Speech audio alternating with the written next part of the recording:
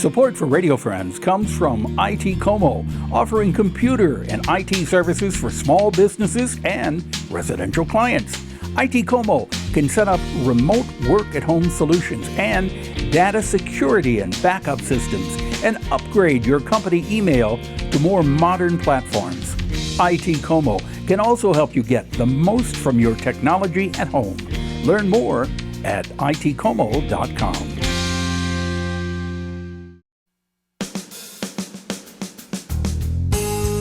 Good morning and welcome to Radio Friends on Friday, July 22nd. We're going to talk about something really very special in our community. It's called Caring Hearts and Hands. We have dealt with this, I think about 7-8 months ago. But I want to introduce you now to Jackie Reed and Deb Portell. Good to have you both here. Nice to be here. Thank you. Tell us about Caring Hearts and Hands. So Caring Hearts and Hands is a social model end-of-life home that will welcome people who are under the care of hospice in the last 30 days of life and in need of caregiver support.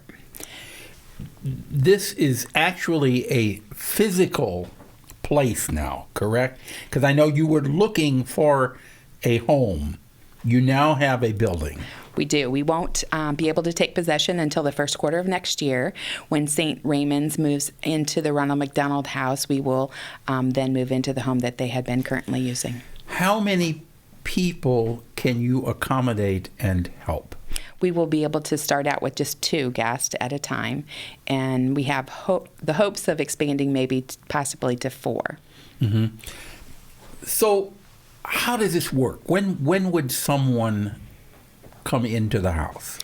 Well, a lot of people prefer to die at home if at all possible, and so they might be able to do well at home for a while, but as their care becomes more intense, caregiver fatigue maybe for the family increases, and so there's a point where a person can't be left alone and they need a lot more care, and that's a lot of times when we could really step in and help family members out.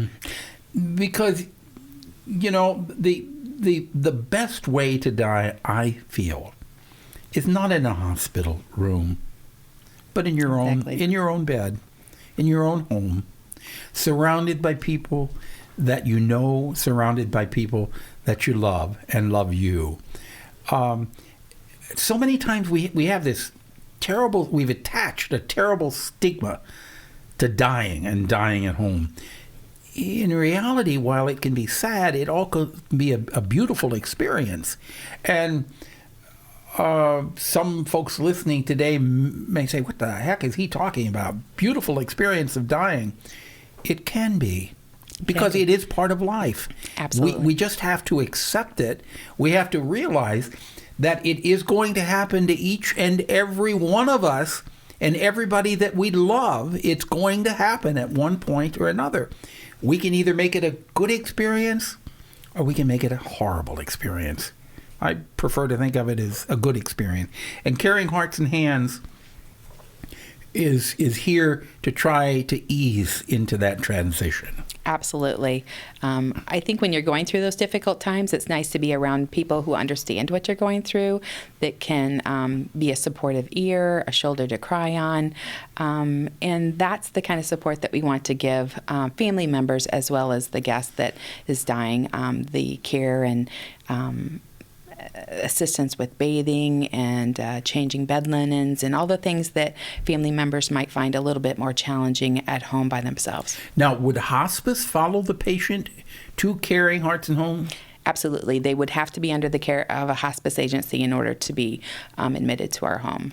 Deb, what do you want to add to this? I had 4 family members on hospice, and so this is You have 4 family members right now? Had. Mm-hmm. Under the care of hospice, and that's why it's so near and dear to my heart.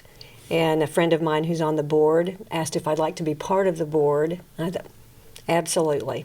Yeah. Absolutely. Everyone deserves to die with dignity. Exactly. And you know, hospice, if people are not familiar what hospice is, it is a godsend.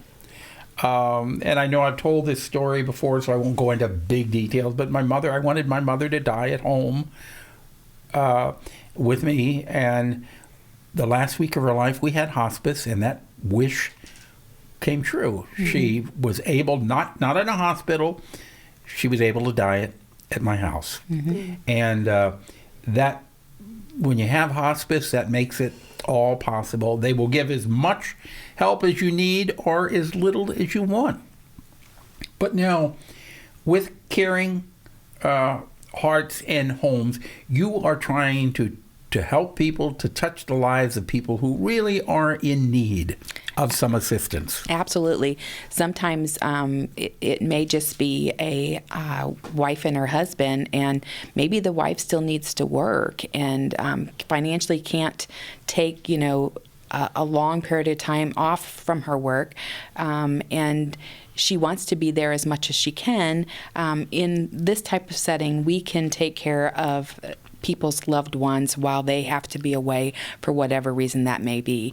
And it might be that they are able to be at the bedside, they just don't have the physical strength to handle all of the manual labor that can be involved with it. Exactly. If people want to help out, what can they do? They can certainly check out our website at www.caringheartsingle.com .org. When you go to the website now, the name of the organization is Caring Hearts and Hands, but when you go to the website, drop the S on the hearts. Yes. So it's Caring Heart and Hands. Yes. .org. If you Google it, though, we do come up, so you can just click on the link there. But we will be looking for volunteers. Obviously, any donations would be appreciated.